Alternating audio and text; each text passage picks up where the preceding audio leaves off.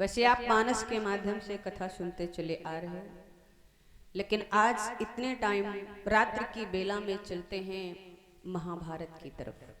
ध्यान दीजिएगा, कथा उस समय की है जिस समय महाभारत का युद्ध चल रहा है। बहुत सुंदर भाव दिया कि कुरुक्षेत्र मैदान लड़े बलवान बड़े बलधारी, और हो योद्ध घमसान रे के जूझ रहे बलकारी।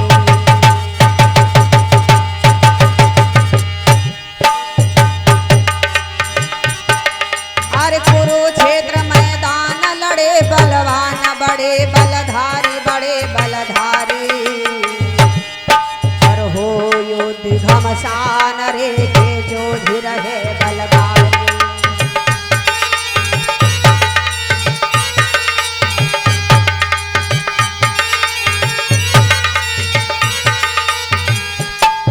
अरे होवे युद्ध महान सुनो दे ध्यान सभी नर नारी सभी नर नारी, और युद्ध क्षेत्र में मरी रहे हैं वीर बलधारी।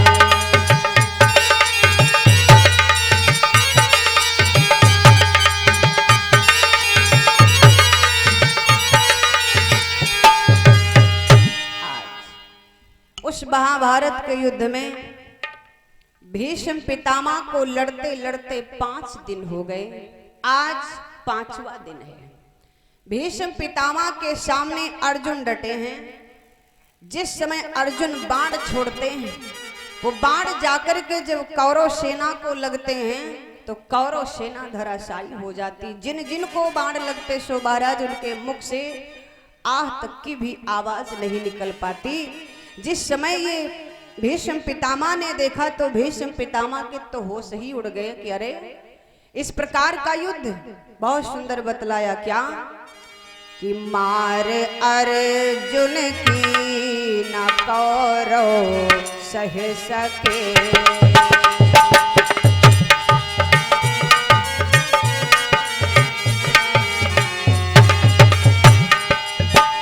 मार अर्जुन सह सके, मार अर्जुन की न कौरव सह सके। मरने वाले हाय तक ना कह सके, मरने वाले।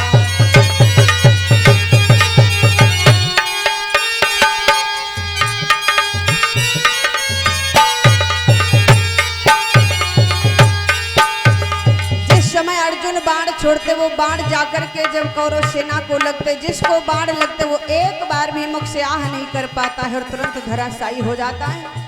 लेकिन देखते ही देखते देखा क्या भीष्म पितामह ने युद्ध में लाशें बिछा दी शेर ने।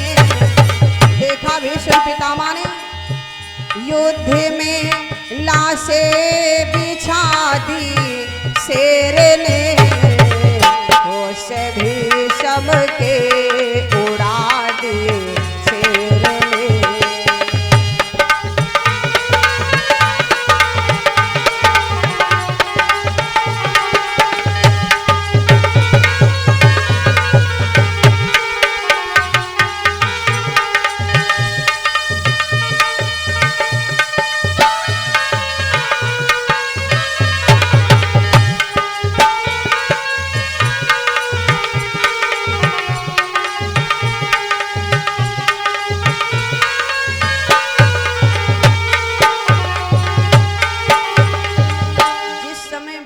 पितामह ने देखा उस महाभारत के मैदान में, उस युद्ध स्थल में क्या देखा कि लाशों के ढेर लग गए।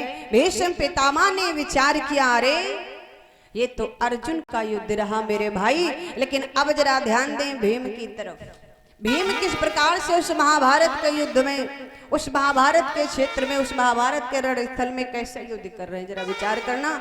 बतलाया गया क्या कि वो उधर थोड़ी नजर दौड़ाइए,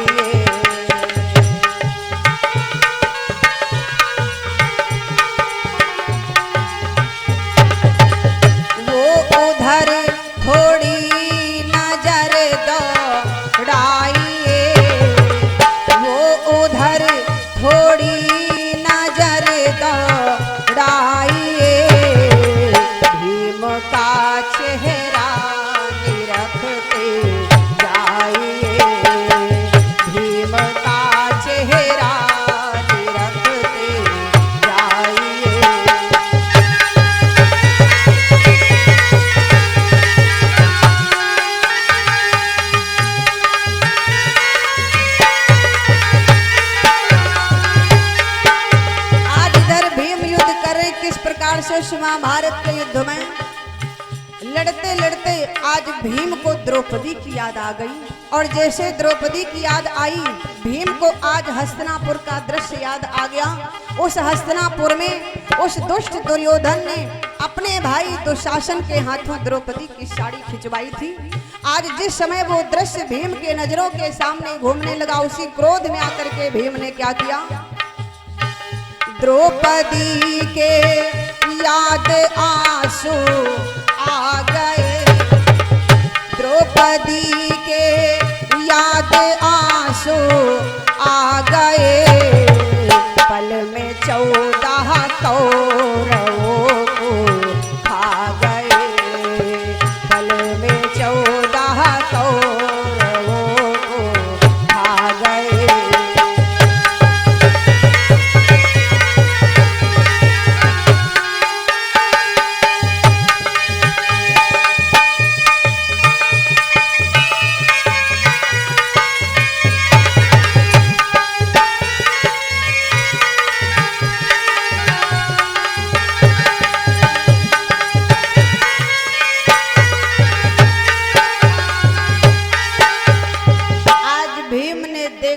देखते दुर्योधन के 14 भाई मार डाले।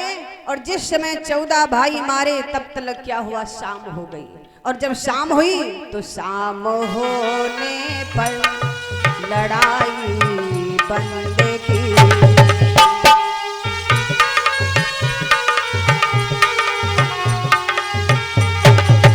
शाम होने पर लड़ाई बंद पर लड़ाई बंद की, कौरवों की आज शोभा मंद थी, कौरवों की आज शोभा मंद थी।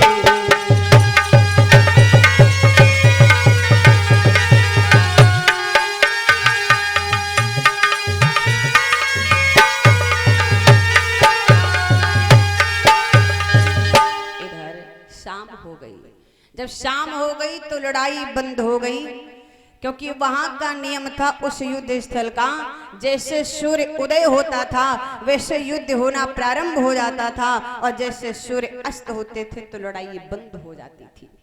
जब शाम हुई, लड़ाई बंद हुई, सभी अपने अपने शिविर को चले गए।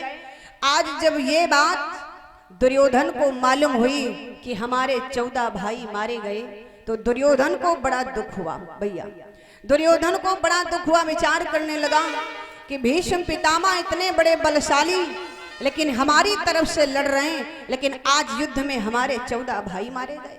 इधर क्या था, दुर्योधन ने विचार किया कि मुझे भीष्म पितामह के पास में जाना चाहिए। आज दुर्योधन जो था भीष्म पितामह के पास में चल पड़ा। जिस समय भीष्म पितामह के पास में गया, रात का समय है, दुर्योधन भीष्म पितामह के शिविर को पहुंचा है। और जिस समय भीष्म पितामह के शिविर को पहुंचा, जाकर के दोनों हाथ जोड़ करके बैठ गया। जैसे ही भीष्म पितामह ने देखा दुर्योधन को, तो कहने लगे, दुर्योधन क्या बात है, इतनी रात गए तुम हमारे यहाँ आए हो, बात क्या है। जिस समय इतनी बात कही, दुर्योधन ने कहा, बाबा मुझे कुछ संदेह हो रहा है। भीष्म पितामह ने कहा, किस बात का तुम्हें संदेह हो रहा है, मुझे बताओ। उसी समय दुर्योधन कहने लगा, बाबा आज आपने देखा, आपकी नजरों के सामने भीम ने हमारे 14 भाई मार डाले और आप देखते रह गए। मुझे लग रहा है कि आप लड़ तो हमारी तरफ से रहे हो, लेकिन पक्ष पांडवों का ले रहे हो। जब ये बात भीष्म पितामह ने सुनी है दुर्योधन के द्वारा, भीष्म पितामह ने कहा, ए दुर्योधन तू ऐसा मत कह, मैं तेरी तरफ से लड़ रहा हूं और तू नहीं देखता है कि मैं प्रतिदिन 10,000 सेना का वध करता हूं, पांडवों की 10,000 सेना को मारता हूं, और तू कहता कि मैं पक्षपात की लड़ाई लड़ रहा हूं। दुर्योधन हाथ जोड़ के बोला, बाबा मुझे 10,000 सेना नहीं चाहिए, आप 10,000 सेना भले ना मारो। तो कहा, फिर कहा, मुझे 5 पांडवों में से एक पांडव मरना चाहिए।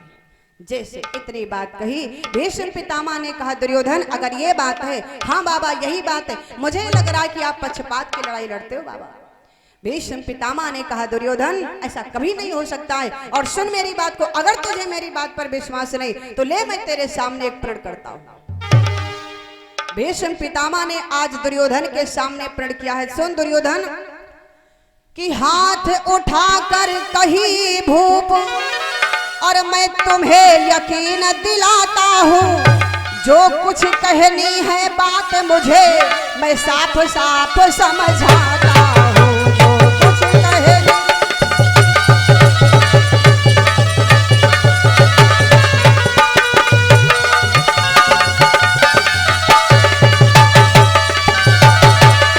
आज भीष्म पितामह ने कहा मैं अपनी भुजा को उठा करके प्रण कर रहा हूं तेरे सामने दुर्योधन, और जो कुछ कहना मैं तेरे सामने कह रहा हूं। क्या बोले? है मेरी अटल प्रतिज्ञा ये, मैं अपना वचन निभाऊंगा।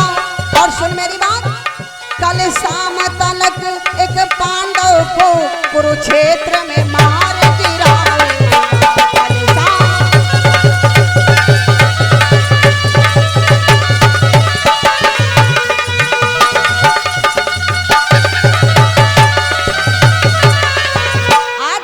सामने प्रण करता हूं दुर्योधन, कल युद्ध में मैं एक पांडव जरूर मारूंगा। और सुन मेरी बात को, क्या कि इसी प्रतिज्ञा के पीछे, ए दुर्योधन मैं जो प्रण कर रहा हूं इसके पीछे सुन, अरे इसी प्रतिज्ञा के पीछे मैं बाजी जान की लगा दूंगा, और कोई पांडव लड़ने आया तो उसको यमपुर पहुंचा दूंगा। कोई पांडव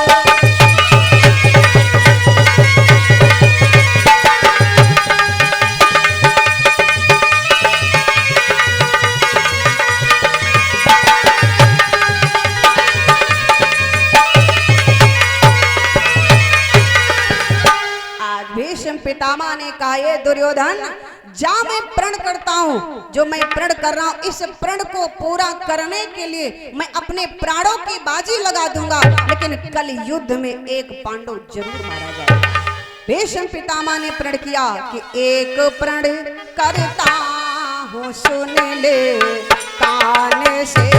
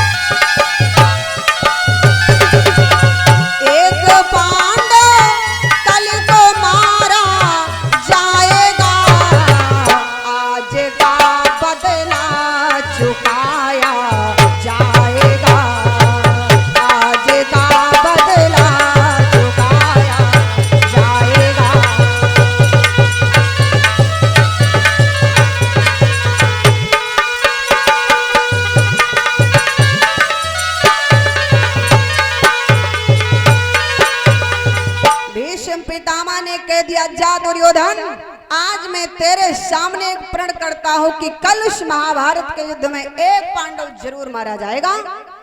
अगर कोई हमारे सामने आएगा, चाहे कोई भी हो, पांचों में से मैं उसे जरूर मारूंगा।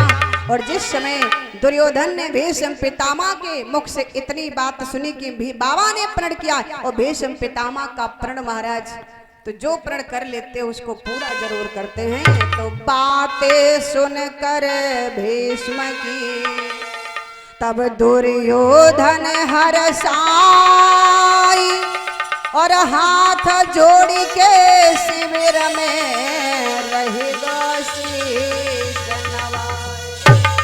जैसे ही तेरी बात सुनी, आज दुर्योधन बड़ा प्रसन्न हो गया। बाबा, अब मुझे विश्वास हुआ है कि कल उस महाभारत के युद्ध में एक पांडव जरूर मारा जाएगा। उसी समय दुर्योधन बोल पड़ा, बाबा एक अर्ज आपसे एक विनती करना चाहते हैं। भीष्म पितामह ने कहा, कौन सी विनती करना चाहते हो बताओ। उसी समय दुर्योधन बोल पड़ा, क्या कि अरे कर जोरी के अर्ज सुनाई,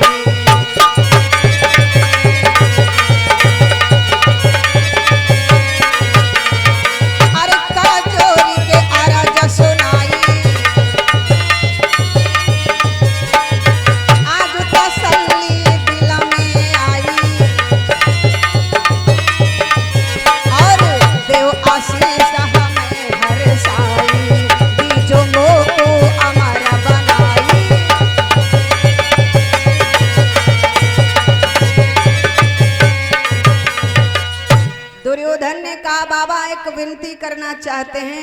भीष्म पितामह ने कहा, कौन सी विनती करना चाहते हो दुर्योधन बताओ।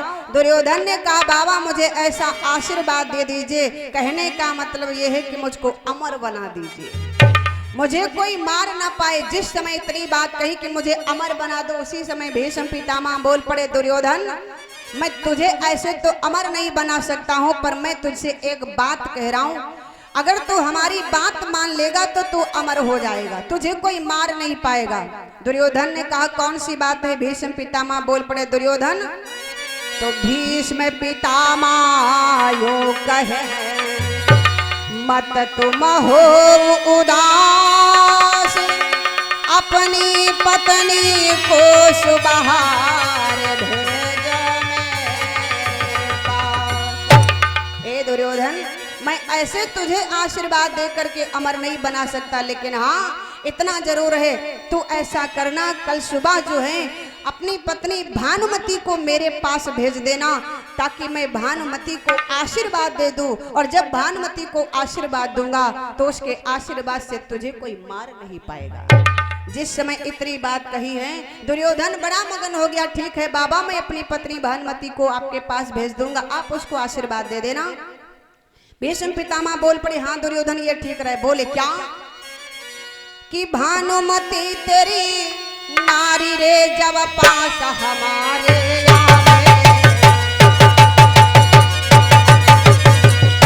हे दुर्योधन सुन मेरी बात को, और तेरे काजे दुर्योधन वरदान लेके जावे,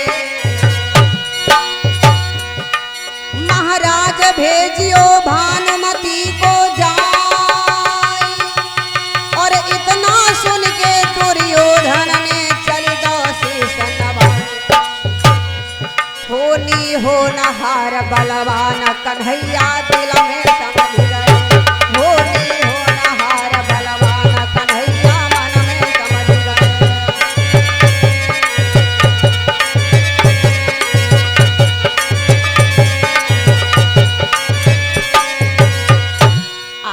इधर भीष्म पितामह ने दुर्योधन से कहा, दुर्योधन तू आज सुबह में अपनी पत्नी को मेरे पास भेज देना, ताकि मैं तेरी पत्नी को आशीर्वाद दे दूं, और आशीर्वाद जब वो पा जाएगी तो तुझे कोई मार नहीं पाएगा, तो अमर हो जाएगा।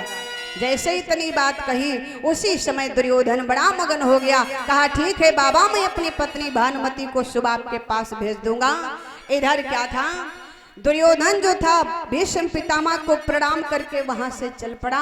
अब ये बात भगवान कन्हैया को मालूम हो गई, भगवान कन्हैया को ये बात मालूम हो गई। भगवान कन्हैया ने विचार किया, अरे भीष्म पितामह ने प्रण किया है कि कल महाभारत के युद्ध में पांडव मारा जाएगा, लेकिन मैंने भी प्रण किया है कि मैं पांचों पांडवों में से किसी को मरने नहीं दूंगा। पर भीष्म पितामह का भी ये प्रण है। अब तो बड़ा मुश्किल काम हो गया, इसलिए भगवान कन्हैया सोचने लगे कि क्या किया जाए। और इधर जब ये बात पांचों पांडवों को मालूम हुई तो पांचों पांडव आज आपस में एक दूसरे के गले से लग लग करके रो रहे हैं। भैया एक दूसरे के गले से लग करके रो रहे हैं और क्या कहते हैं कि भैया कल न जाने किसी की बारी आएगी,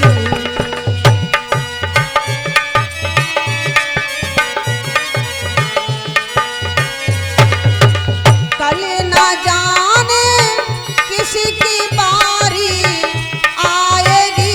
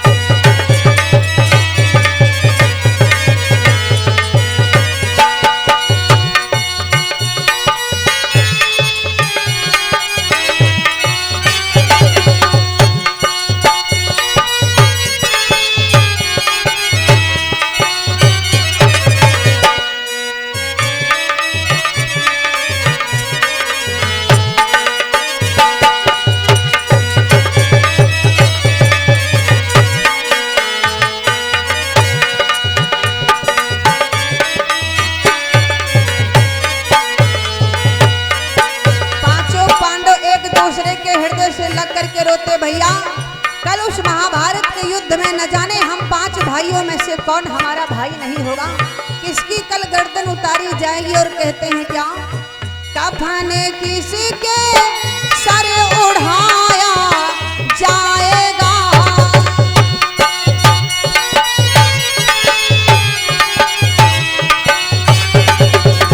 कफन किसी के सर उड़ाया जाएगा, कौन मरे घट में लिटाया जाएगा, कौन मरे घट में लिटाया जाएगा।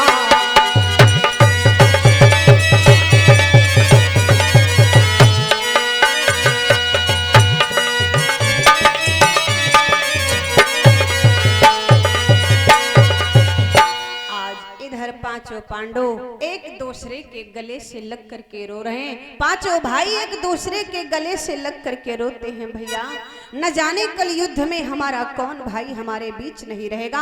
आज तो हम पांचों भाई हैं कि लेकिन कल महाभारत के युद्ध में हमारा कौन भाई मारा जाएगा, किसकी उस महाभारत के युद्ध में किसकी गर्दन कर उतारी जाएगी, कौन हमारा भाई मरघट में लिटाया जाएगा, किसके सर पे कफन उठाया जाएगा। यही सोच सोच करके आज पांचों पांडव रो रहे हैं। तब तक क्या हुआ, भगवान कन्हैया आ गए। भगवान कन्हैया को भी चैन नहीं पड़ा। जब भगवान कन्हैया को यह बात मालूम हुई कि भीष्म पितामह ने प्रण किया है कि कल महाभारत के युद्ध में एक पांडव जरूर मारा जाएगा, तो भगवान कन्हैया को भी चैन न पड़ा, चल पड़े। भगवान कन्हैया चल पड़े और इधर जब पांचों पांडवों के पास में आए तो पांचों पांडवों को रोता हुआ देखा। भगवान कन्हैया ने कहा, क्या बात है, तुम लोग क्यों रो रहे हो? पांचों पांडव बोल पड़े, कन्हैया क्या करें, भीष्म पितामह ने प्रण किया है कि कल महाभारत के युद्ध में हम पांचों भाइयों में से हमारा एक भाई नहीं होगा, हमारा एक भाई मारा जाएगा। न जाने कल कौन मारा जाएगा कन्हैया, इसलिए हम लोग बड़ा दुखी हैं, इसलिए रो रहे। भगवान कन्हैया ने कहा, अरे भाई बात तो कल की है, भीष्म पितामह ने प्रण किया है कल के महाभारत के युद्ध में, तो आज से क्यों रो रहे हो? अरे जब कल आएगा तो देखा जाएगा, आज से क्यों रोना धोना प्रारंभ कर दिए? ए भैया जरा विचार करें, भगवान कन्हैया तो ऐसे अगर कोई भी पांडवों का कार्य अटकता था तो वो भगवान कन्हैया के ही द्वारा पूरा होता था। भैया कोई कार्य पांडवों का अटकता तो भगवान कन्हैया के ही द्वारा होता था। एक समय की बात हम आपको बतला दें। एक बार धर्मराज ने अपने वहां यज्ञ किया, ध्यान दीजिएगा। जब धर्मराज ने अपने वहां यज्ञ किया, समस्त राजाओं को निमंत्रण दिया, समस्त संतों को निमंत्रण दिया, समस्त ब्राह्मणों को निमंत्रण दिया, लेकिन हुआ ये कि कोई भी ब्राह्मण संत महात्मा महाराज धर्मराज के वहां भोजन करने के लिए तैयार नहीं है। जिसके पास में जाते हैं धर्मराज, तो वो यही जवाब देता है कि देखो भाई, हम तुम्हारे वहां धर्मराज भोजन नहीं करेंगे। क्यों? क्योंकि तुमने अपने भाइयों का वध किया है, इसलिए हम तुम्हारे वहां भोजन नहीं करेंगे। जैसे ये सुन करके आए धर्मराज अब निराश बैठे, तब तक भगवान कन्हैया आ गए। भगवान कन्हैया ने धर्मराज को निराश बैठा देखा तो पूछने लगे, धर्मराज क्या बात है, तुम निराश बैठे हो? अरे तुम तो इतना बड़ा भंडारा कर रहे हो, तुम्हें तो प्रसन्न होना चाहिए, पर तुम निराश बैठे हो, क्या बात है? भगवान कन्हैया से जैसे इतना पूछा, धर्मराज हाथ जोड़ के बोले, कन्हैया क्या बताएं, भंडारा तो मैं कर रहा हूं, लेकिन समस्या यह है कि हमारा भंडारा पूरा नहीं होगा। क्यों नहीं पूरा होगा? अरे कोई उच्च कोटि का ब्राह्मण हमारे घर में भोजन करने नहीं आ रहा है, और जिसके पास में हम संदेशा भेजते हैं वो यही उत्तर देता है, यही जवाब देता है कि भाई तुमने अपने भाइयों का वध किया है, हम तुम्हारे वहां भोजन नहीं करेंगे। तो अब ये बताओ कन्हैया, अगर हमारे घर में कोई ब्राह्मण भोजन नहीं करेगा तो हमारा यज्ञ सफल कैसे होगा? जब ये बात भगवान कन्हैया ने सुनी तो कहने लगे, धर्मराज तुम चिंता ना करो, तुम जिन ब्राह्मण संतों के पास में गए हो, जिन्होंने भोजन तुम्हारे वहां भंडारे में भोजन करने से इनकार कर दिया है, अब तुम सुनो, मैं एक ऐसे उच्च कोटि के ब्राह्मण को लाऊंगा, संत को लाऊंगा, और उसको ला करके तुम्हारे वहां भोजन कराऊंगा, और तब तुम्हारा ये यज्ञ सफल हो जाएगा। तुम चिंता क्यों करते हो? कहा ठीक है कन्हैया, तो जब तक हमारा यज्ञ सफल नहीं हो जाता मुझे तो चिंता ही बनी रहेगी। भगवान कन्हैया ने कहा तुम बैठो, मैं जा रहा हूं। भगवान कन्हैया चल पड़े। चलते चलते एक जंगल में आए। उसी जंगल में एक संत जी रहते थे जिनका नाम था कश्यप ऋषि। ध्यान दीजिएगा, जिनका नाम था कश्यप ऋषि। उसी जंगल में आ गए।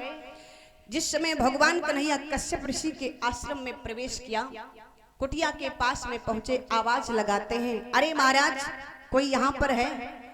कश्यप ऋषि कुटिया से बाहर निकल के आए। कश्यप ऋषि ने देखा, कहो क्या बात है? महाराज हम आपके पास में निमंत्रण लेके आए हैं, धर्मराज ने यज्ञ किया है, उस यज्ञ में चल करके आप प्रसाद ग्रहण करें।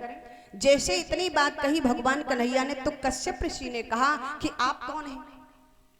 आप निमंत्रण लेके आए हो, धर्मराज ने अपने वहां यज्ञ किया तो धर्मराज भी तो आ सकते थे, पर तुम लेके निमंत्रण आए हो, तुम लेने हम मुझे बताने आए हो, तो फिर ये बताओ आखिर तुम हो कौन?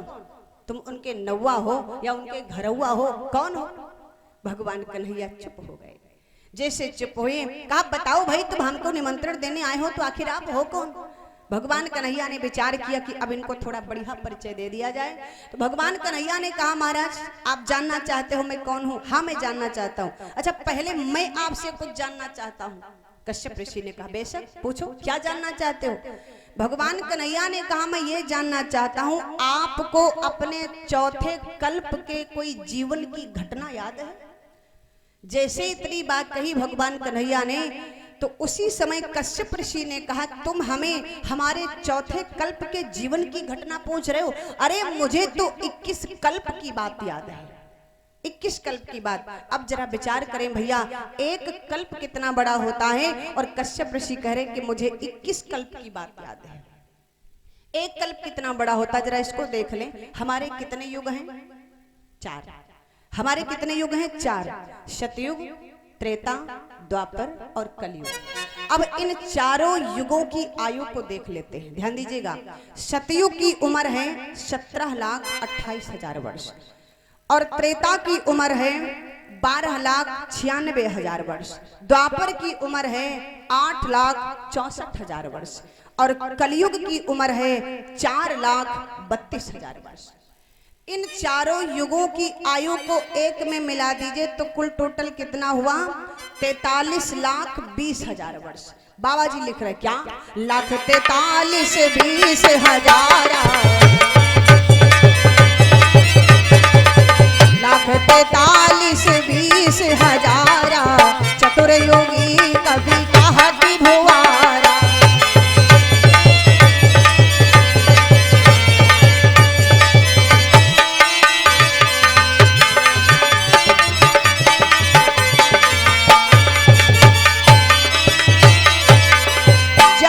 चारों युगों की आयु को एक में मिला दो तो कितना हुआ? 43,20,000 वर्ष। इसकी एक चौकड़ी बनती है। ध्यान दीजिएगा, इनकी एक चौकड़ी बनती है और लिख रहे हैं बाबा जी क्या, 1000 चौकड़ी बीते, 1000 चौकड़ी बीते, 1000 चौकड़ी बीते, ब्रह्मा दिवस कलप सोए चीते, ब्रह्मा दिवस कलप सोए चीते।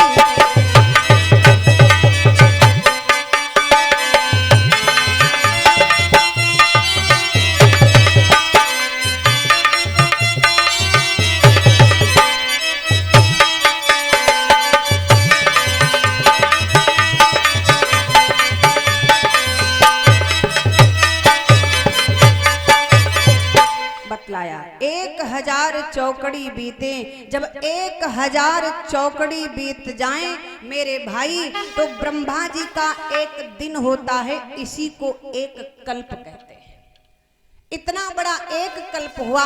अब आप कल्पना करिए कि 21 कल्प कितना बड़ा हुआ जा करके।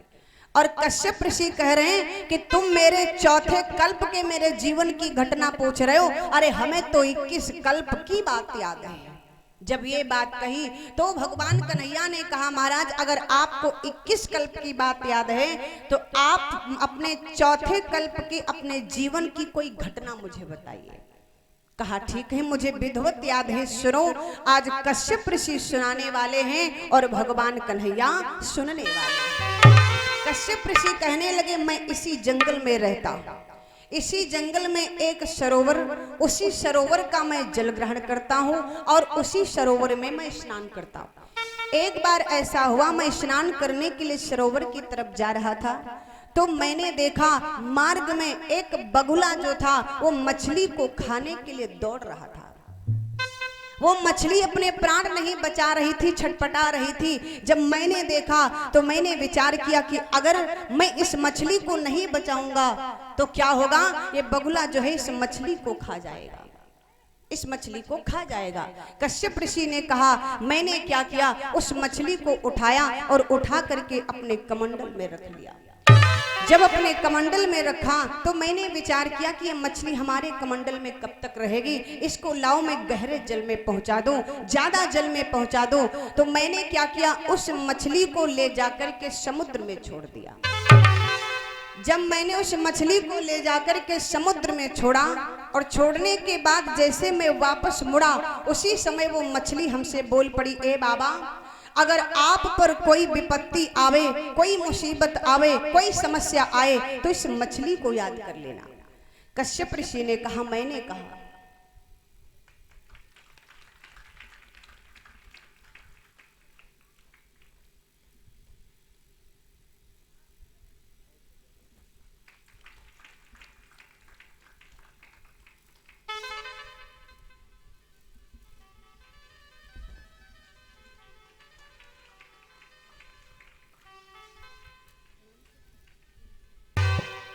आज कश्यप ऋषि भगवान कन्हैया को बतला रहे, जिस समय मैंने जाकर के उस मछली को समुद्र के जल में छोड़ा और जैसे ही समुद्र में छोड़ करके मैं वापस चला वैसे उस मछली ने मुझसे एक बात कही, ए बाबा अगर आपके जीवन में कोई समस्या आए, कोई मुसीबत आए, कोई परेशानी आए तो इस मछली को याद कर लेना।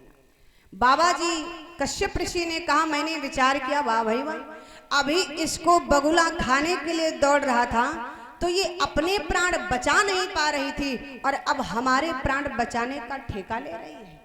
लेकिन फिर भी कश्यप ऋषि ने कहा, मैंने कहा कोई बात नहीं।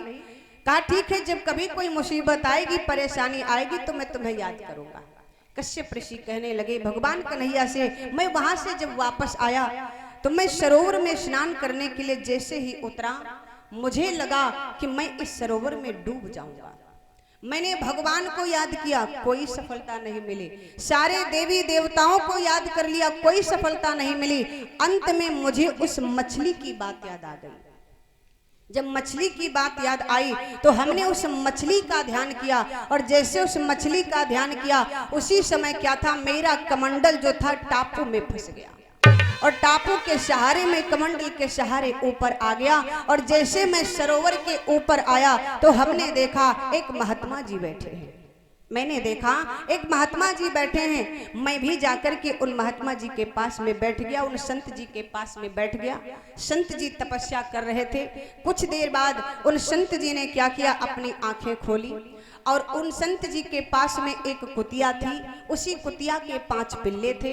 उन संत जी ने क्या किया, उस कुतिया को बुलाया, एक मिट्टी का पात्र लिया, उसी मिट्टी के पात्र में कुतिया का दूध लगाया और दूध लगाने के बाद आग पर पकने के लिए रख दिया। कुछ देर बाद जब वो दूध एकदम पक करके गाढ़ा मलाई बन गया तो बाबा जी ने क्या किया, 8 पत्ते तोड़े और उन 8 पत्ते जब तोड़ करके लाए, उन्हीं 8 पत्तों पर थोड़ी थोड़ी मलाई जो थी 8 पत्तों पर रख दी। एक मलाई का पत्ता कुतिया को दे दिया, एक मलाई का पत्ता 5 पिल्लों को दे दिया, एक मलाई का पत्ता मुझे दिया और एक मलाई का पत्ता अपने पास में रख दिया। मैंने विचार किया कि कुतिया का दूध है, मिट्टी का पात्र है, पता नहीं साफ था या नहीं साफ था। इसी मिट्टी के पात्र में बाबा जी ने इस कुतिया का दूध लगाया और लगा करके आग पर पकने के लिए रख दिया। मेरे मन में भाव आया, मैं नहीं खाऊंगा।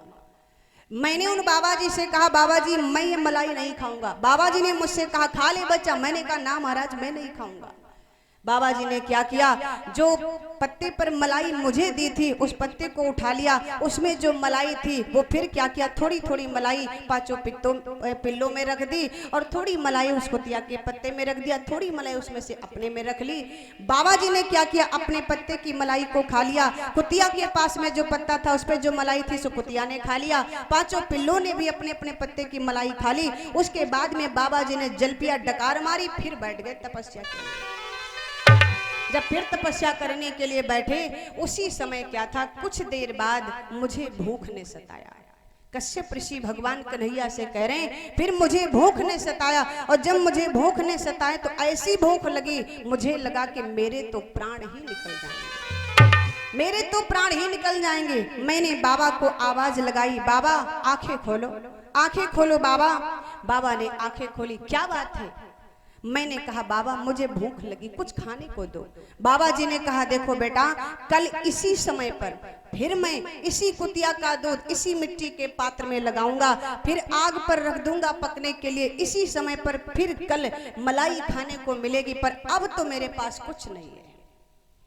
जैसे इतनी बात कही, उन संत ने, कश्यप ऋषि ने कहा, मैंने कहा, अरे कल तक तो मैं जीवित ही नहीं बचूंगा महाराज, मुझे तो कुछ खाने को दो। जब मैंने बहुत कहा तो उन बाबा जी ने कहा, ठीक है बेटा, तो ऐसा करो, जाओ वही मिट्टी का पात्र उठाओ जिसमें मैंने कुतिया का दूध लगाया था, आग पर पकने के लिए रखा था, जाओ जाकर के उसी पात्र को उठाओ और जाकर के देखो, अगर उसमें कोई शहरी बहरी लगी हो चारों तरफ तो उसको खरोच करके खा लो, पानी पी लो, आत्मा तृप्त हो जाएगी। कश्यप ऋषि ने कहा, जैसा उन बाबा जी ने कहा वैसा मैंने किया।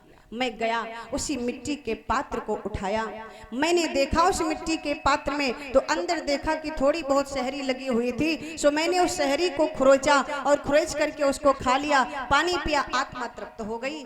इसके आगे कुछ कश्यप ऋषि कह पाते, तब तक भगवान कन्हैया बोल पड़े। भगवान कन्हैया ने कहा, सुनो, इतनी बात तो तुम हमको बतलाई है, अब इसके आगे की कथा तुम हमसे सुन लो। भगवान कन्हैया ने कहा कि इसके आगे की कथा अब हमसे सुन लो। कहा, महाराज आपसे? हाँ, मुझसे सुन लो, बताइए। भगवान कन्हैया ने कहा, वो जो तुम्हें बाबा मिला था वो कोई और नहीं था, वो मैं ही था। तुम्हें जो बाबा मिला था वो कोई और नहीं था, मैं ही था। और उस बाबा के पास में जो कुतिया थी ना, वही आकर के कुंती हुई है। उस कुतिया के जो 5 पिल्ले थे, वही 5 पिल्ले आकर के 5 पांडव बने हैं और वही 5 पांडव ने यज्ञ किया है। तो बताओ बाबा, चलोगे हमारे साथ यज्ञ में प्रसाद पाने? नहीं चलोगे। जैसे इतनी बात सुनी, कश्यप ऋषि हाथ जोड़ के बोले, प्रभु मुझसे भूल हो गई, मैं आपको पहचान न पाया, चलिए मैं आपके साथ चल रहा हूँ। भगवान कन्हैया कश्यप ऋषि को लेकर के गए, धर्मराज के वहां भोजन ग्रहण किया। कश्यप ऋषि ने, धर्मराज का यज्ञ सफल हुआ। बोले शंकर भगवान की, वृंदावन बिहारी लाल की। कहने का मतलब पांडवों का अगर कोई भी कार्य अटकता था तो भगवान कन्हैया के ही द्वारा पूरा होता था। आज जिस समय भगवान कन्हैया आए, देखा पांचों पांडव रो रहे हैं। भगवान कन्हैया ने पूछा, अरे भाई तुम क्यों रो रहे हो, बात क्या है? पांचों पांडव कहने लगे, कन्हैया क्या बताएं, भीष्म पितामह ने प्रण किया है कि कल महाभारत के युद्ध में हम पांचों भाइयों में से हमारा एक भाई मारा जाएगा। और भीष्म पितामह का प्रण है, जो प्रण कर लेते हैं वो तो पूरा करके ही छोड़ते हैं, पूरा करके रहते। इसलिए हम लोग अब क्या करें? जैसे इतनी बात कही भगवान कन्हैया ने की, जैसे इतनी बात कही भगवान कन्हैया ने कहा, अरे भाई बात कल की है तो आज से क्यों परेशान हो? बात तो कल की है तो आज से क्यों परेशान हो? और प्राणी को केवल कर्म करते रहना चाहिए, तुम तो अपना कर्म करो। क्योंकि कहा भी गया है भैया क्या कि नेकी के कर्म किए जा रे दुनिया से जाने वाले, नेकी के कर्म किए जा रे दुनिया से जाने वाले।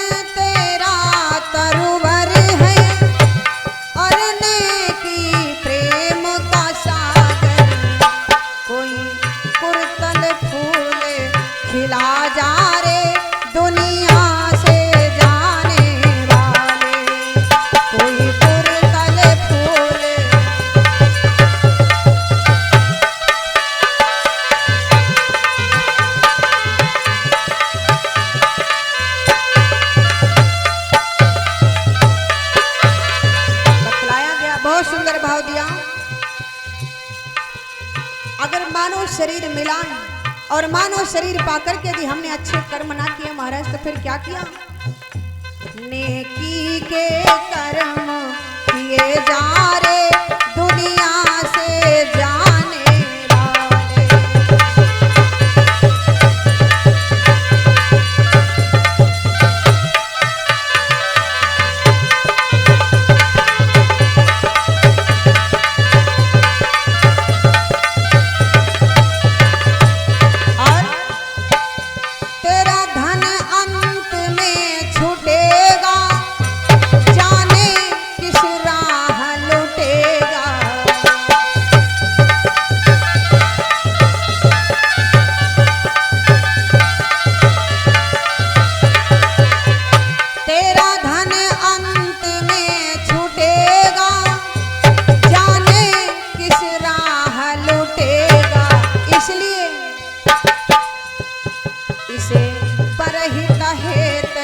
लगा जा रे दुनिया से जाने वाले, इसे परहित हेत लगा जा रे दुनिया से जाने वाले।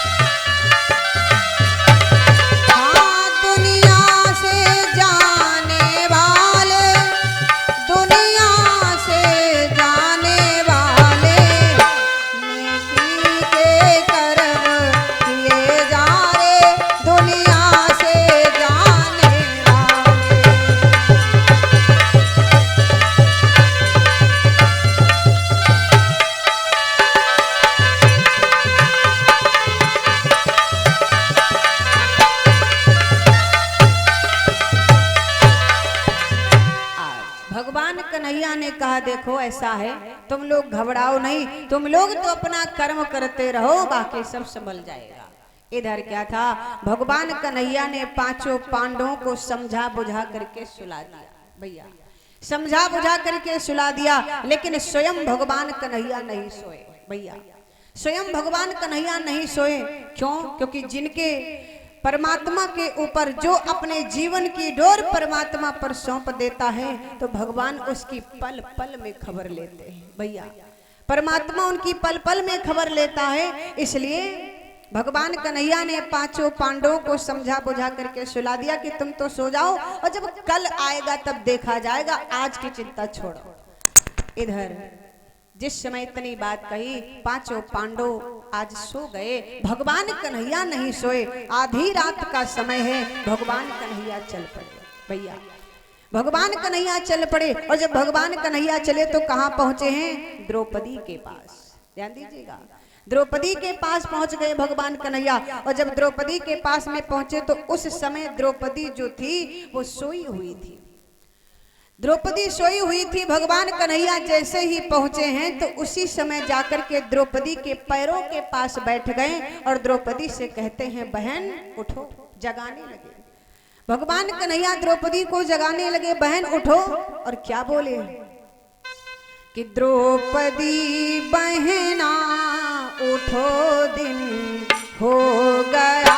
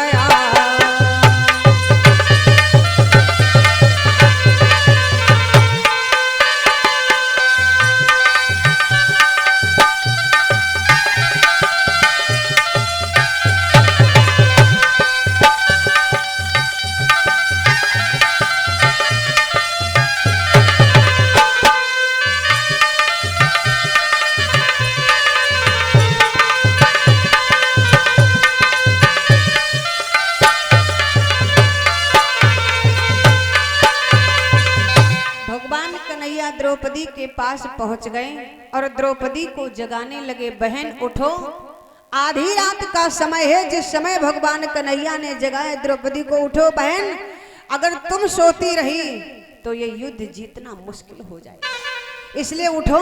जैसे उठ करके बैठी, कहा भैया अरे आधी रात का समय है, महाराज सो रही थी तो कम से कम सोने देते। भगवान कन्हैया ने कहा बहन ये सुंदर तन मुझे मिला है तो इसलिए नहीं तुमको मिला है कि इसको बस सो सो करके गवा दो। आज तो तुम्हारी जरूरत पड़ गई, आज तुम्हारी जरूरत पड़ी और तुम सोने की बात करती हो। सुंदर शरीर मिला, सो के न गवाओ, क्योंकि भगवान कन्हैया कहते, और भाव भी बड़ा सुंदर मिल गया। क्या बहुत सुंदर भाव दिया गया कि गवायो ना, अरे गवायो ना, गवायो ना, कि गवायो ना, सुंदर तन पाई के गवायो ना, सुंदर तन पाई के गवायो ना।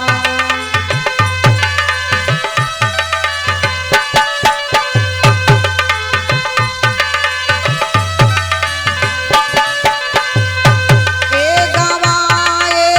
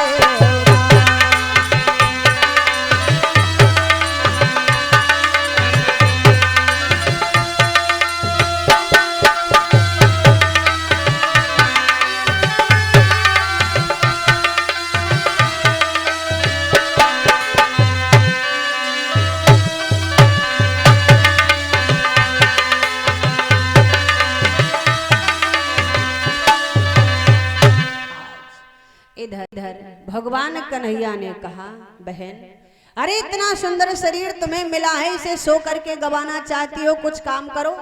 द्रौपदी ने कहा, भैया इस समय तो रात के 12 बज रहे हैं, आधी रात का समय है, आधी रात के समय में महाराज कौन से कार्य की बात कर रहे हो। भगवान कन्हैया ने कहा, मेरे साथ चलो। कहाँ चलना है? चलो तो सही। द्रौपदी ने कहा, पहले ये बताओ जाना कहाँ है, ये तो बताओ महाराज, पहले जाना कहाँ ये मुझे बताओ। भगवान कन्हैया ने कहा, जब हमारे साथ चलोगी तो मैं तुम्हें बताऊंगा। द्रौपदी ने कहा, नहीं महाराज पहले मुझे बताओ तो सही। भगवान कन्हैया कुछ देर तक मौन रहे, बैठे रहे, कुछ नहीं बोले द्रौपदी से। लेकिन जब बार बार द्रौपदी ने पूछा तो भगवान कन्हैया ने कहा, सुनो बहन कि कुछ क्षण रहे उदास रे द्रौपदी से गिरावो चारी।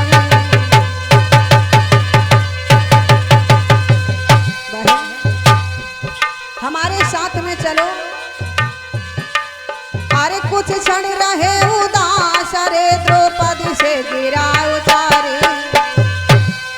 और आज रात को चल मेरी बहना संग में हमारे। हाँ आज रात में चल मेरी बहना संग हमारी। मैं तुम्हें सच बतला रहा हूँ महाराज, बात मेरी अब लो तुम मान, और दुर्योधन ने करी आज मेरी बहना बिल्कुल घात। क्यों? अब तो भीष्म पितामह ने प्रण एक कई मन में ठानी है, अब तो भीष्म पितामह ने प्रण अपने मन में ठानी है।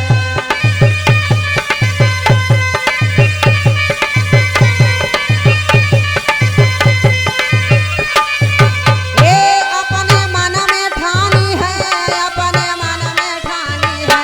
अब तो भीष्म, अब तो भीष्म, अब तो भीष्म पितामह ने प्रण अपने मन में ठानी है।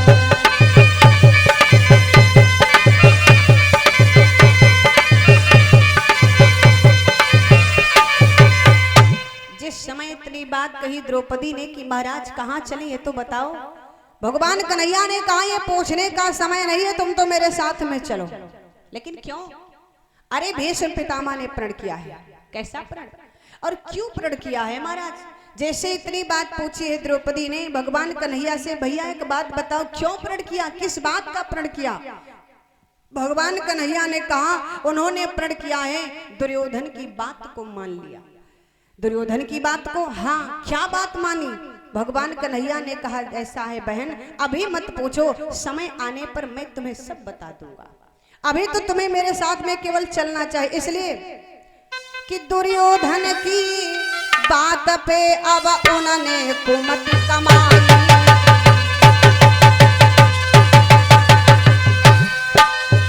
दुर्योधन की बात के पीछे भीष्म पितामह ने प्रण किया है, उन्होंने कुमति कमाई है बहन, इसलिए तुम हमारी बात मानो। अरे दुर्योधन की बात पे उन्होंने कुमति कमाई। क्या कुमति कमाई है? अरे कल युद्ध मैदान में पांडव जाए न साई। इसलिए मेरी बहन की तासे तुमको रहे समझाई, और भीष्म प्रतिज्ञा अटल जाए गो कोई वीर न साई। ताते बहन द्रौपदी रात गए मेरे संगम चली गई, ताते बहन द्रौपदी साथ गए मेरे संगम चली गई।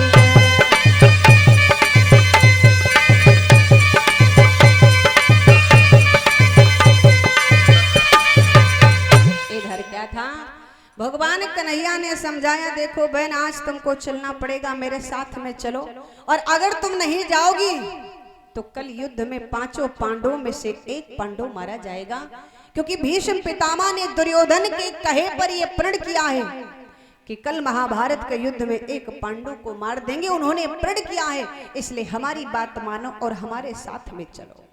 जब ये बात सुनी है द्रौपदी ने तो आज करती क्या है, विचार किया कि हमारे सुहाग पर आ गई तो मैं अपने सुहाग को जरूर बचाऊंगी। भैया चलो आप, मैं आपके साथ चलती हूँ। जैसे चली है द्रौपदी, रात के 12 बज रहे, आधी रात का समय है, सभी अपने अपने शिविर में हैं। भगवान कन्हैया आगे आगे, द्रौपदी पीछे पीछे। जिस समय द्रौपदी पीछे पीछे, तो द्रौपदी जो थी वो चप्पलें पहने हुई थी। भैया रात के सन्नाटे में जब द्रौपदी चल रही है तो द्रौपदी की चप्पलें बज रही, चटपट की आवाज नहीं आती, द्रौपदी की चप्पलें बज रही हैं। भगवान कन्हैया ने कहा बहन रुक जाओ, क्या बात है भैया, अपनी चप्पलें उतारो। द्रौपदी ने कहा भैया इतनी रात गए और यहाँ पर चलना है, महाराज दिखाई भी नहीं देगा अगर कहीं कांटा साटा लग गया पैर में, और आप चप्पल उतारने की बात कर रहे हो। भगवान कन्हैया ने कहा बहन यहाँ कांटा नहीं लगेगा, जब मैं तेरे साथ में हूं तो तू क्यों डर रही है? मैं तुझे ऐसी जगह थोड़ी ले जाऊंगा कि तेरे पैर में कांटा लग जाए, लेकिन अगर तेरी चप्पलें बजेंगी तो यहाँ दुश्मनों के शिविर लगे हैं, अगर किसी के कान भनक पड़ गई तो बना बनाया सब खेल बिगड़ जाएगा, इसलिए तो मेरी बात मान ली और चप्पल उतार दे। जब ये बात कही, आज द्रौपदी ने क्या किया, अपनी चप्पलें उतार दी। भैया भगवान कन्हैया ने क्या किया, उन चप्पलों को लिया और अपने पीतांबर में बांध लिया, और बांध करके पीतांबर में आज क्या करते हैं भगवान कन्हैया, पीठ पर डाल लेते हैं। आधे पीतांबर का घूंघट बना लिया भगवान कन्हैया ने, और आधे पीतांबर में द्रौपदी की चप्पलें बांध के पीठ पर डाली। आज जरा विचार करें, भगवान अपने भक्त के लिए क्या नहीं बन जाते हैं। परमात्मा भगवान अपने भक्त के लिए क्या नहीं बन जाते हैं, क्योंकि भगवान भी ये बात समझते हैं कि भक्तों के ही माध्यम से हमारा पूजा पाठ है, हमारा मान सम्मान अगर है तो भक्तों के ही बल पर है, और अगर भक्त ही ना हो भैया तो भगत बताओ भगवान की कोई पूजा करेगा, कोई करेगा? तो भक्त के लिए भगवान क्या नहीं बन जाते, क्योंकि बताया गया क्या कि जब भक्त नहीं होंगे, जब भक्त नहीं होंगे तो भगवान कहाँ होगा, जब भक्त नहीं होंगे तो भगवान कहाँ होगा।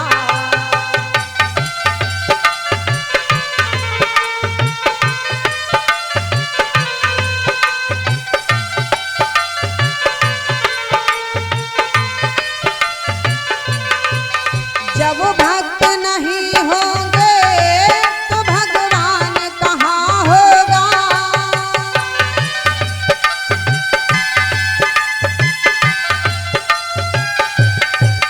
जब भक्त नहीं होंगे तो भगवान कहाँ होगा। हर एक समस्या का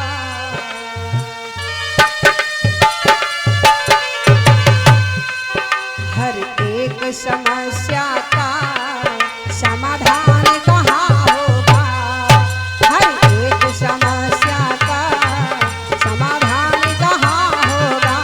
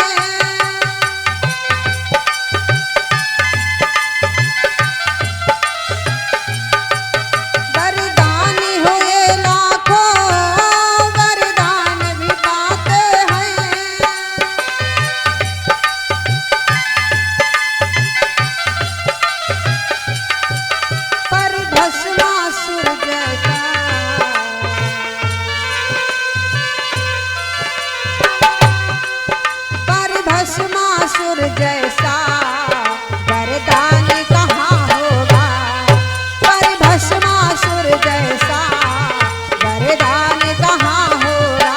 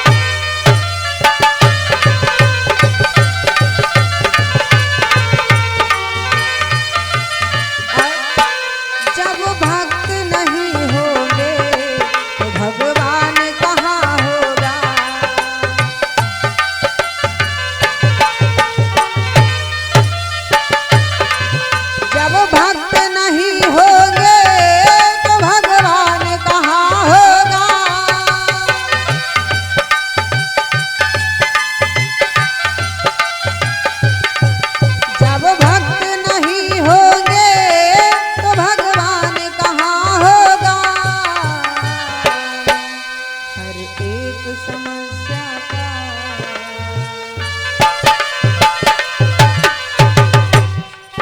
हर एक समस्या का समाधान कहाँ होगा। हर एक समस्या का समाधान कहाँ होगा।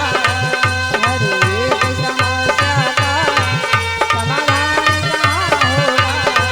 हर एक समस्या का समाधान कहाँ होगा। बोले भक्त और भगवान की, बोले सद्गुरुदेव भगवान की। आज जिस समय द्रौपदी से भगवान कन्हैया ने कहा, बहन अपनी चप्पलें उतार दो, तुम्हारी चप्पलें बज रही हैं, दुश्मनों के शिविर लगे हुए हैं, इन शिविरों में सब दुश्मन हैं, अगर कहीं तुम्हारे चप्पल बजने की आवाज इनके कानों में पहुंच गई तो सब बना बनाया खेल बिगड़ जाएगा, इसलिए अपनी चप्पलें उतारो। द्रौपदी ने कहा, भैया ठीक है, जैसा आप कहो। द्रौपदी ने क्या किया, अपनी चप्पलें उतार दी। भगवान कन्हैया ने उन चप्पलों को अपने पीतांबर में गांठ लगा करके बांध लिया और बांध करके पीठ पर डाल लिया। भैया आधे घूंघट में, आधे पीतांबर से घूंघट डाले भगवान कन्हैया और आधे पीतांबर में द्रौपदी की चप्पलों को बांध के पीठ पर डाल लिया और चल पड़े। जिस समय चले हैं तो चलते चलते जहां पर भीष्म पितामह का शिविर था वहीं पर आ पहुंचे। जब वहां पर आए तो भगवान कन्हैया ने कहा, बहन देखो तुम्हें इसी शिविर के अंदर जाना है। कहा तुम्हें इसी शिविर के अंदर जाना है। उसी समय द्रौपदी ने कहा, महाराज ये किसका शिविर है। भैया यहाँ मुझे जाना है शिविर के अंदर, ये किसका शिविर है। कहा ये भीष्म पितामह का शिविर है और तुम जाना, तुम्हारे पैरों की आहट भी भीष्म पितामह के कानों में न पड़े। इतना संभल के जाना और संभल के जाने के बाद में अपना जो सर है ये भीष्म पितामह के चरणों पर रख देना। जब ये बात भगवान कन्हैया ने समझाई है द्रौपदी को, द्रौपदी ने कहा, ठीक है भैया, जैसा आप कहते हो वैसे ही करेंगे।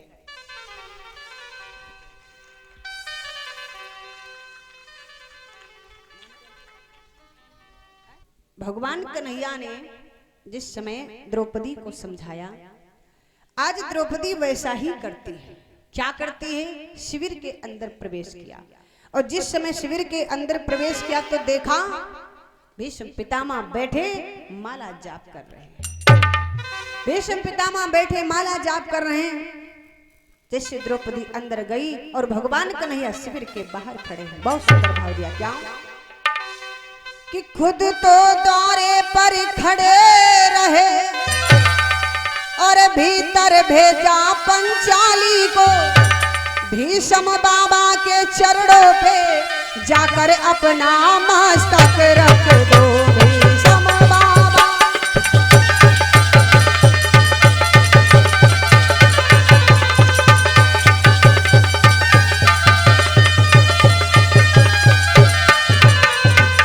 भगवान कन्हैया तो द्वारे पर खड़े हैं, शिविर के बाहर खड़े हैं और द्रौपदी को अंदर भेजा, जा मेरी बहन और जाकर के भीष्म पितामह के चरणों पर अपना मस्तक रख देना। और सुनो मेरी बात को, जब तक भीष्म पितामह आशीर्वाद न दे दे तब तक अपना सर मत उठाना। द्रौपदी ने वैसा ही किया, गई शिविर के अंदर और जाकर के अपना सर जो था वो भीष्म पितामह के चरणों में रख दिया। और जिस समय भीष्म पितामह के चरणों पर रखा तो क्या हुआ कि द्रौपदी ने जाकर सर रखा और भीष्म बाबा के चरणों में, चरणों पर आकर कौन गिरा, भीष्म बाबा एकदम चौके चरणों पर आकर।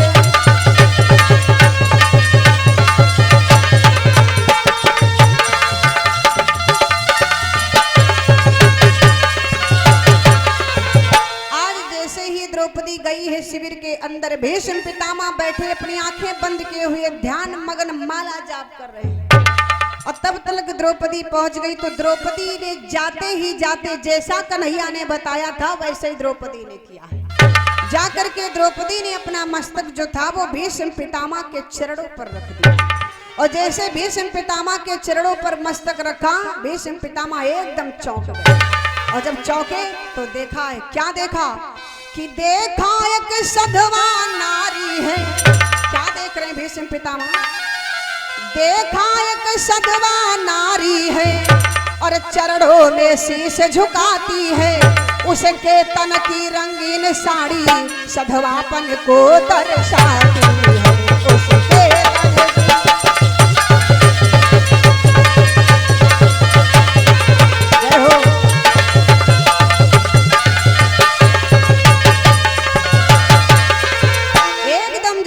द्रौपदी ने अपना सर जैसे ही रखा भीष्म पितामह के चरणों पर, भीष्म पितामह एकदम से चौंक गए। आंखें खुली तो क्या देखा, अरे ये तो सधवा नारी है। भैया सधवा नारी की पहचान क्या है, जरा ध्यान देंगे। एक होती है सधवा, एक होती है विधवा।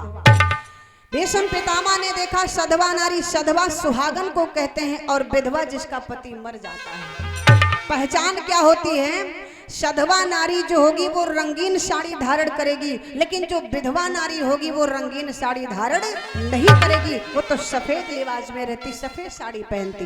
पर भीष्म पितामह ने क्या देखा, इसके शरीर पर तो रंगीन साड़ी है, सधवा है, सुहागन है।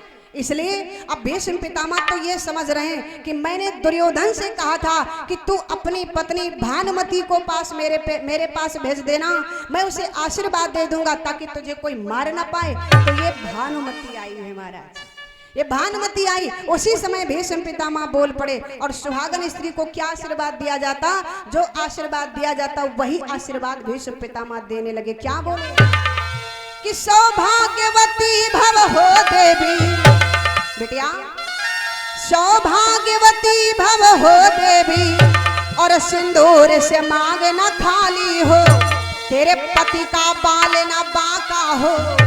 बस इतना ही कह पाए, उसी समय द्रौपदी ने अपना सर उठाया और जैसे द्रौपदी ने अपना सर उठाया भीष्म पितामह ने देखा, अरे ये तो द्रौपदी है। मैं तो समझ रहा था कि भानुमति। अब तो भीष्म पितामह जहां की सांस वहीं रुक गई, जहां की सांस वहीं रुक गई। अब क्या करें? उसी समय द्रौपदी बोल पड़ी, ए बाबा बस रुक जाओ महाराज, आप मुझे आशीर्वाद दे रहे हो सौभाग्यवती होने का, लेकिन महाराज एक बात बताओ, अब मैं आपसे एक बात पूछना चाहती हूँ। भीष्म पितामह ने कहा, कौन सी बात पूछना चाहती हूँ? द्रौपदी बोल पड़ी, बाबा यहाँ पर आपकी दो बातें हो गई। एक बात तो आपने प्रण किया है कि कल युद्ध में पांचों पांडवों में से एक पांडव मारा जाएगा, ये प्रण आपका है। और एक तरफ आप मुझे सौभाग्यवती का आशीर्वाद दे रहे हो, तो महाराज केवल हमें एक प्रश्न का उत्तर दे दो। भीष्म पितामह ने कहा, कौन से प्रश्न का उत्तर दे दे? उसी समय बोल पड़े, क्या? द्रौपदी कहने लगी, क्या बोली कि दोनों बातों में बाबा बात सच्ची कौन सी है, दोनों बातों में बाबा बात सच्ची कौन सी है।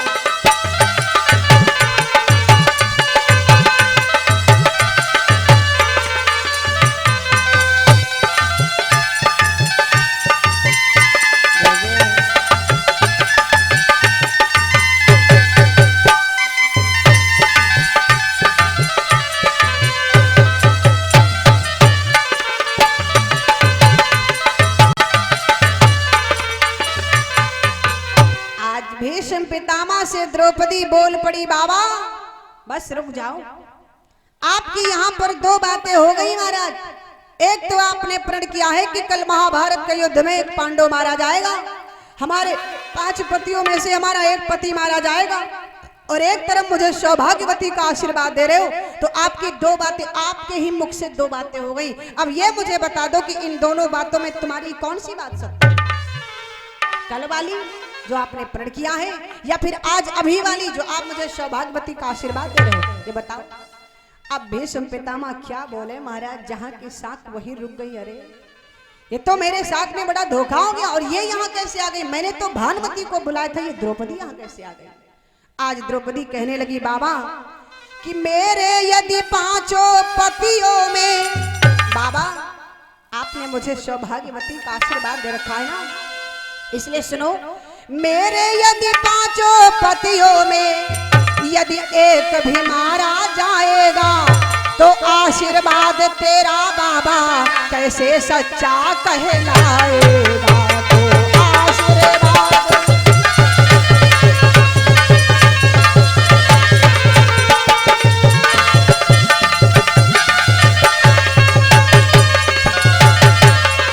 एकदम द्रौपदी कहने लगी, महाराज आपने मुझे आशीर्वाद दिया है सौभाग्यवती होने का, और अगर आप मेरे पांचों पतियों में से एक पति को मार दोगे तो महाराज जी आपके आशीर्वाद का क्या होगा। जैसे इतनी बात सुनी है भीष्म पितामह ने, भीष्म पितामह सर झुकाए बैठे हैं। द्रौपदी कहती महाराज जवाब दो मुझे। भीष्म पितामह ने कहा बेटी अब हम क्या तुम्हें जवाब दें, महाराज मुझे बताओ आपकी दोनों बातों में कौन सी बात सत्य। उसी समय भीष्म पितामह उठ करके खड़े हो गए शिविर में और द्रौपदी से बोल पड़े, सुनो मैं तुमसे एक बात कहना चाहता हूँ। द्रौपदी ने कहा क्या कहना चाहते हो। भीष्म पितामह बोल पड़े, सुनो बेटी कि इतना जो सुना पितामह ने तो हाथों से माला छूट गई। अब क्या करें, इतना जो सुना पितामह ने तो हाथों से माला छूट गई। प्रभु चरणों में वो लगी हुई चित चोर समाधि टूट गई। प्रभु चरणों में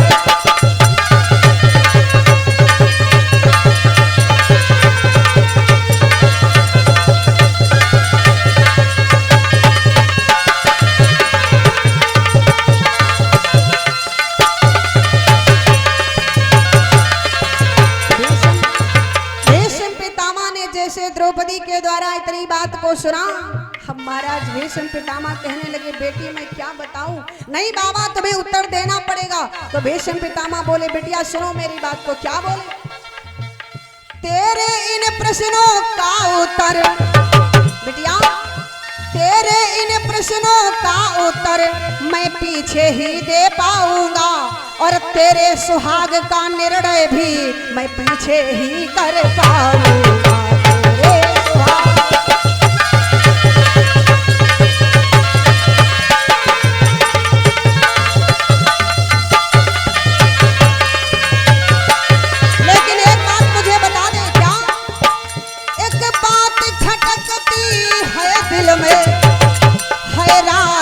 जिसने कर डाला हैरान है जिसने कर डाला, पहले बतला वो कहाँ छुपा इस जगह तुझे लाने वाला।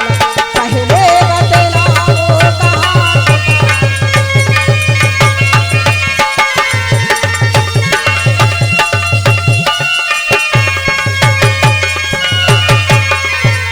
भीष्म पितामह से द्रौपदी ने कहा महाराज मेरे प्रश्न का उत्तर मुझे दो। जैसे इतनी बात पूछी उसी समय भीष्म पितामह ने कहा बिटिया तेरे प्रश्न का उत्तर मैं बाद में दूंगा, तेरे सुहाग का निर्णय भी मैं बाद में करूंगा, लेकिन एक बात खटकती है दिल में, हैरान है जिसने कर डाला, पहले बतला वो कहाँ छुपा इस जगह तुझे लाने वाला। क्योंकि मुझे मालूम है तो यहाँ पर अकेले नहीं आई है, इतनी रात गए अकेले तो आ नहीं सकते।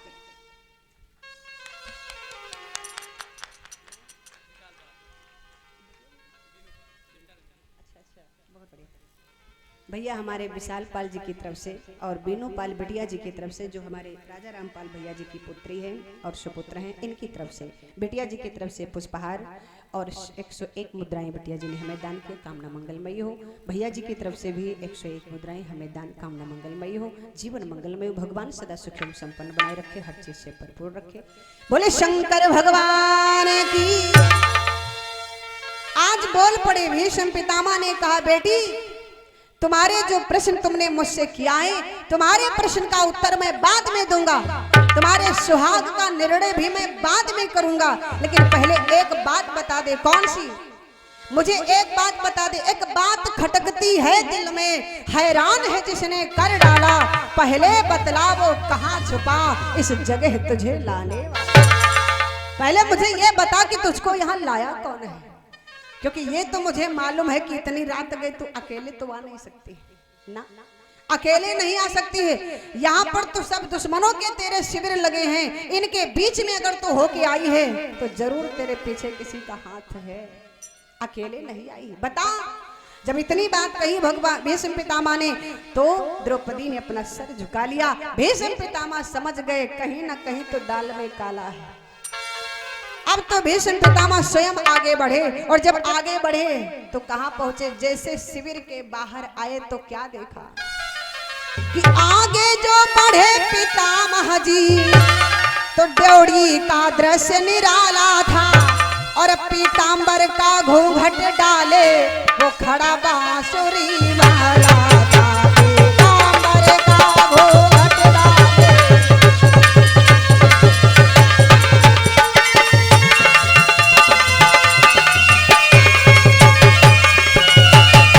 क्या बोले भीष्म पितामह जैसे गए? आगे जो बढ़े पितामह जी तो ड्योढ़ी का दृश्य निराला था, ड्योढ़ी का दृश्य निराला था। पीतांबर का घूंघट डाले वो खड़ा बांसुरी वाला था।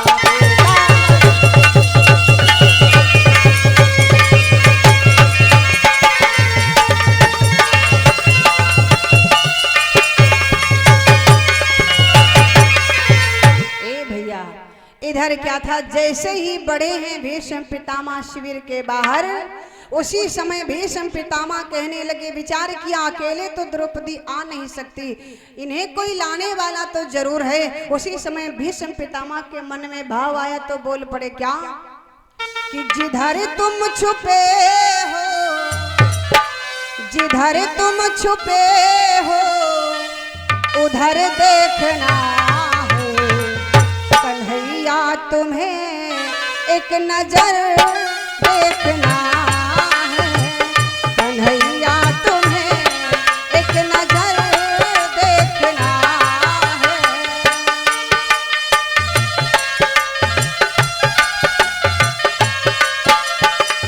जिधर तुम छिपे हो, जिधर तुम छिपे हो उधर देखना है, कन्हैया तुम्हें एक नजर देखना है, कन्हैया तुम्हें एक नजर देखना है, कन्हैया।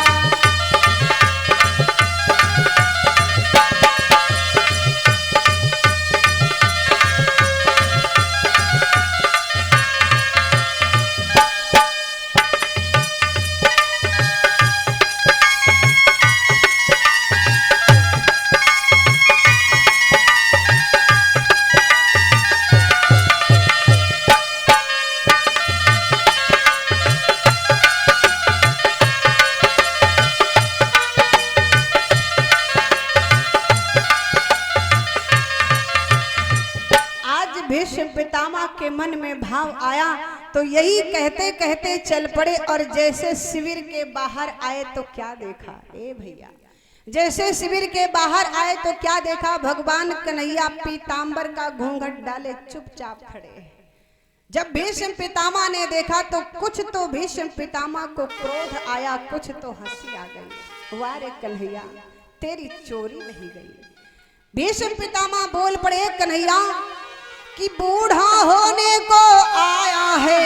अरे तू बचपन में चोरी करता था सो तो ठीक थी, लेकिन बुढ़ापा आ गया तेरी चोरी नहीं गई। बोले भीष्म पितामह कन्हैया से, कन्हैया कि बूढ़ा होने को आया है पर अब भी नहीं गई चोरी। नित नई नीतियां चलता है, हमसे चोरी तुमसे चोरी।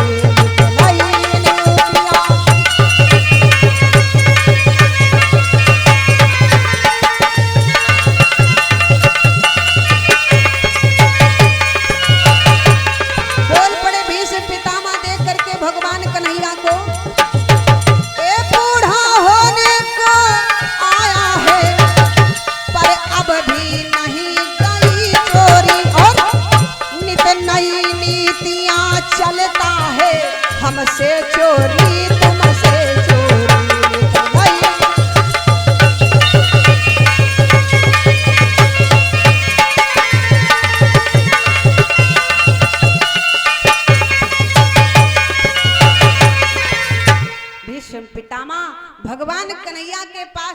कहने लगे, ओ कन्हैया, अरे तू बचपन में जो चोरी करता था तो सो तो ठीक थी। भगवान कन्हैया की बचपन में माखन चोरी बहुत प्रसिद्ध हुई, माखन चोरी बड़ा प्रसिद्ध हुई। भीष्म पितामह ने कहा तू बचपन में चोरी करता था सो तो ठीक थी, लेकिन तू अब बूढ़ा होने को आ गया, लेकिन तेरी चोरी नहीं गई। ए भैया, जैसे इतनी बात सुनी, भगवान कन्हैया ने क्या किया, थोड़ा वही पीताम्बर का घूंघट जो डाले थे उसको उठाया, और जैसे उठाया भीष्म पितामह की तरफ थोड़ा सा भगवान कन्हैया मुस्कुराए। आज भीष्म पितामह का सारा क्रोध शांत हो गया, सारा क्रोध शांत हो गया। तब तक द्रौपदी फिर आ गई भीष्म पितामह के पास, और जब द्रौपदी भीष्म पितामह के पास आई तो कहने लगी, बाबा आपने मेरे प्रश्न का उत्तर नहीं दिया, कुछ तो बताओ महाराज। उसी समय भीष्म पितामह बोल पड़े, ए बेटी अब क्या कहना है, जो बात मैंने पहले कही थी, जो बात मैंने शिविर के अंदर तुमसे कही थी, वही बात मैं फिर कह रहा हूँ। अब कहना क्या है, क्या कहना है, वही बात मैं कह रहा हूँ। बोल पड़े भीष्म पितामह, क्या बोले, ए बेटी कि सौभाग्य तुम्हारा अटल रहे, यही बात मैंने पहले कही थी, यही बात मैं फिर कह रहा हूँ। क्या, सौभाग्य तुम्हारा अटल रहे, और सिंदूर से मांग न खाली हो, पतियों का बाल न बांका हो, जब रक्षक कृष्ण मुरारी हो, पतियों का बाल न बांका हो।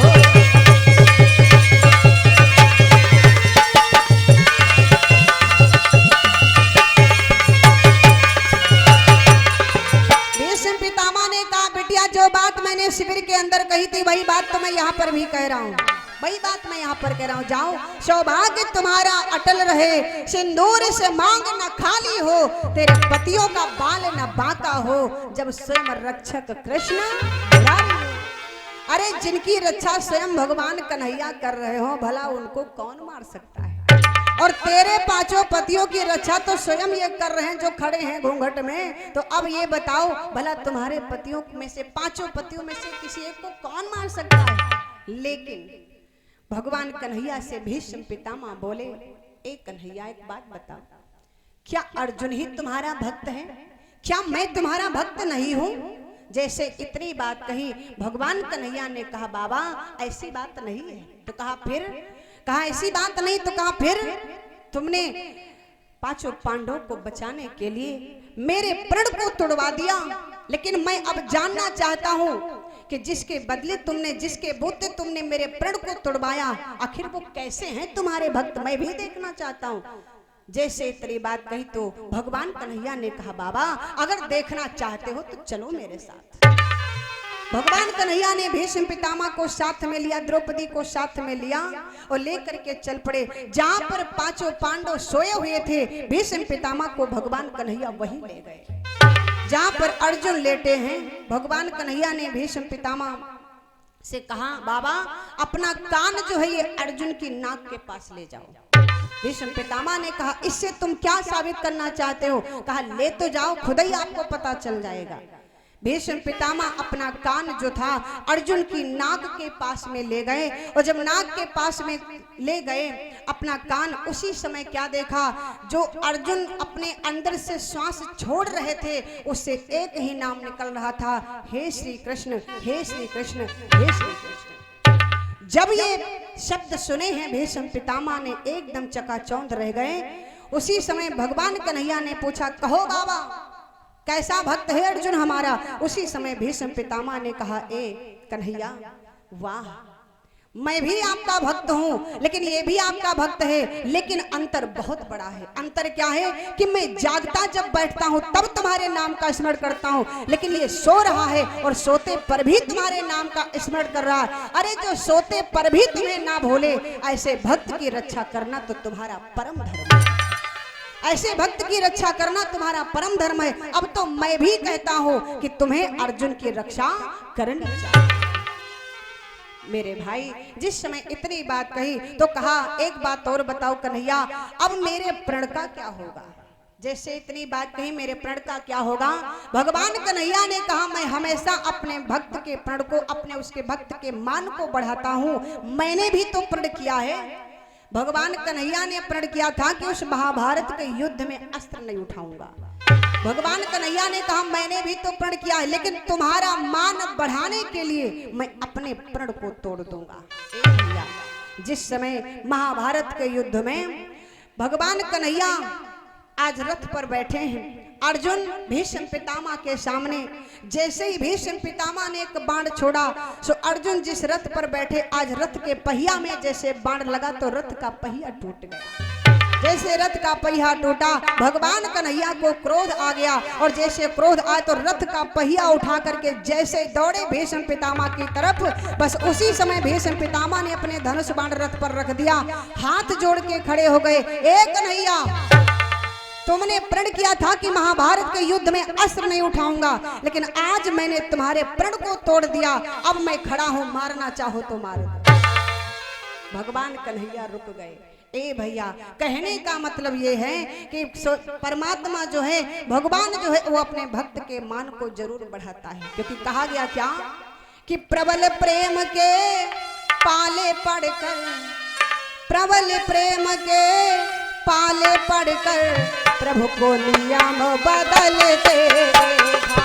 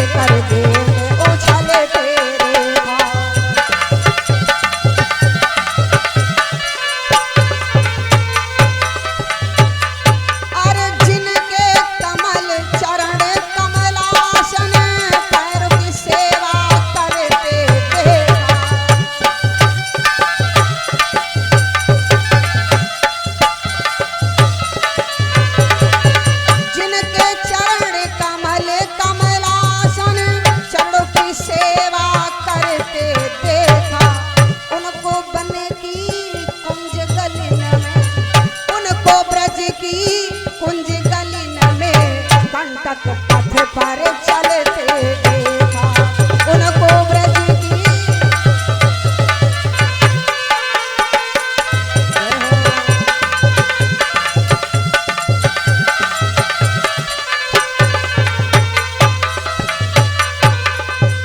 बोलिए वृंदावन बिहारी लाल की। आज मेरे भाई अपने भक्त का मान हमेशा भगवान बढ़ाते। अपना मान भले महाराज टल जाए लेकिन भक्त का मान कभी टलने नहीं पाता। इस प्रकार से भगवान कन्हैया ने द्रौपदी के सुहाग की रक्षा की। एक बार ऐसा हुआ, भगवान कन्हैया जो थे मैया यशोदा से जब छोटे थे, ध्यान दीजिएगा, छोटे थे तो मैया यशोदा से कहने लगे, माँ मुझे ये चंद्रमा चाहिए। जब इतनी बात कही कि मुझे चंद्रमा चाहिए, अब मैया यशोदा बड़ी परेशान हो गई और लगे भगवान कन्हैया रोने तो चुपे ना। यशोदा जी गोद में लिए लिए इधर उधर घूम रही, चुपा रही, बेटा चुप हो जा। लेकिन आज भगवान कन्हैया चुप नहीं हो रहे, भगवान कन्हैया चुप नहीं रहे। तो जो सखियां थी वो आ गई भगवान कन्हैया को जब रोते देखा तो कहने लगी, एक बात बताओ, ये तुम्हारा कन्हैया क्यों रो रहा है? मैया यशोदा बोल पड़ी, बात ये है कि ये चंद्रमा मांग रहा है, अब मैं इसको चंद्रमा कहां से लाके दूं? तो सखियों ने उपाय बताया, कहा ऐसा करो। यशोदा ने कहा क्या करूं जिससे मेरा कन्हैया चुप हो जाए? और बोली क्या? अपनी सखियों से बोल पड़ी, ए बहन कि कतहु से चंदा मंगाएदा, बहन कतहु से चंदा मंगाएदा, ए मांगत हो कन्हैया, कतहु से चंदा मंगाएदा, मांगत हो कन्हैया।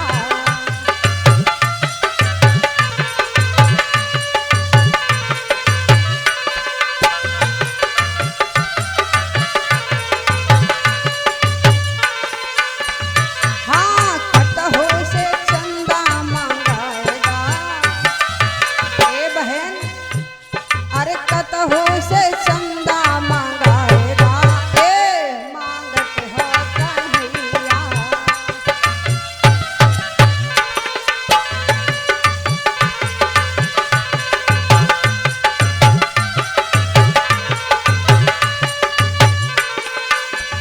ए मांगत हो कन्हैया, मांगत हो कन्हैया, मांगत हो कन्हैया, मांगत हो कन्हैया। कतहु से चंदा, कतहु से चंदा मंगाएगा, ए मांगत हो कन्हैया, कतहु से चंदा मंगाएगा।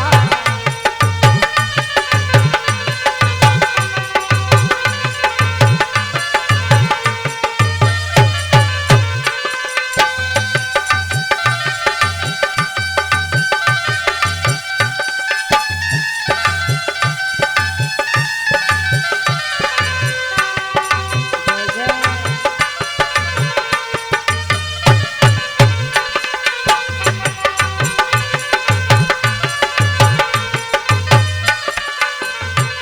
तो सखियों ने कहा ऐसा करो, एक परात में जल ले आओ, आंगन के बीच रखो, उसी पानी में चंद्रमा जब दिखेगा तो कन्हैया मान जाएगा।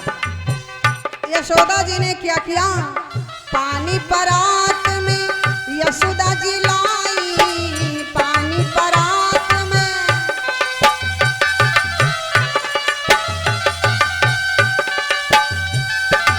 मैया यशोदा ने क्या किया, परात में जल लेकर के आई, आंगन के बीच रख दिया, और जब जल आंगन के बीच में रखा तो उसी जल में चंद्रमा नजर आ गया। अब भगवान कन्हैया से मैया यशोदा कहती है, देख बेटा, देख लाला, ये चंद्रमा आ गया। भगवान कन्हैया आगे बढ़े, और जब आगे बढ़े तो अपना हाथ जो था वो परात के जल में, जैसे चंदा को पकड़ने चले तो पानी हिल गया, और जैसे हिला तो चंद्रमा गायब। लगे फिर रोने भगवान, जरा ध्यान दे। ए पानी परात में यशोदा जी लाई, पानी परात में।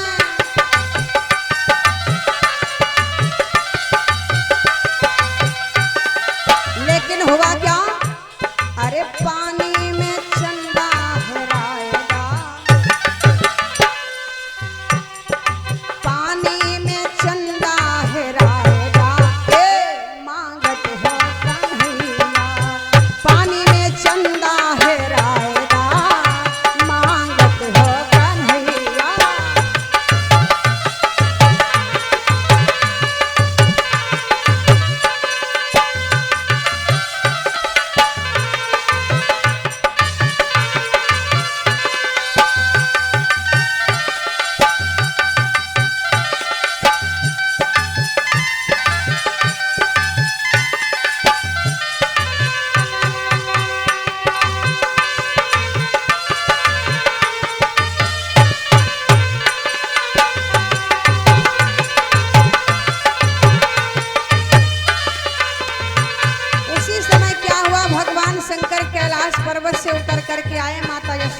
द्वारे पर कैसे शिव शंकर कैलाश पे डोले, शिव शंकर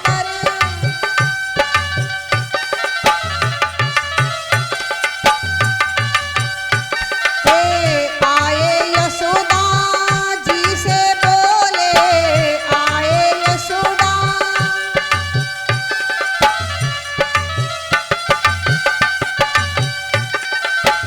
शिव शंकर कैलाश पे डोले, आए यशोदा जी से बोले, क्या बोले मैया, अरे लाला के दर्शन कराएगा मैया, लाला के दर्शन कराए